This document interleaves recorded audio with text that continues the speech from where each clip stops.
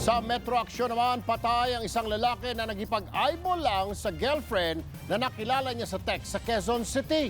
Ang masaklap, posibleng hindi raw siya ang talagang target ng suspect. Umaksyon si Amber Gonzalez. Ayaw mo wala yan. Di matigil sa pagwawala si Mary habang sakay ng police mobile. Patay kasi ang isang buwan pa lang niyang karelasyon sa Texas si Oliver matapos barilin sa ulo sa Barangay Payatas, Quezon City kagabi.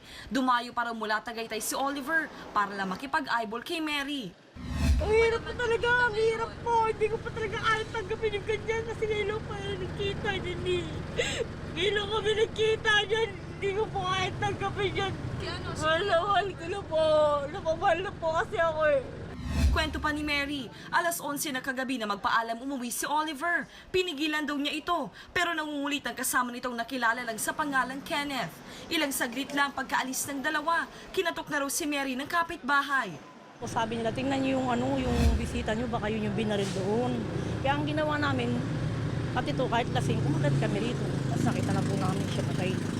Sabi naman ng taga-barangay, nagpasaklolo pa sa kanila si Kenneth nang mabaril si Oliver, pero bigla na lang daw siyang nawala. Akala nila yung tulong susunod, di na sumunod, tumakbo na, di na nahabol. Hinala ni Mary, si Kenneth ang talagang target ng suspect. Yung Kenneth kasi nagsasab po. Marami pong bisyo, marami rin pong atraso. So parang nadamay lang po siya. Pinaghahanap na ng mga otoridad si Kenneth para mabigyang linaw ang krimen. Umaaksyon, Amber Gonzalez, News 5. Be sure to come back. Use 5 everywhere. Copyright 2016.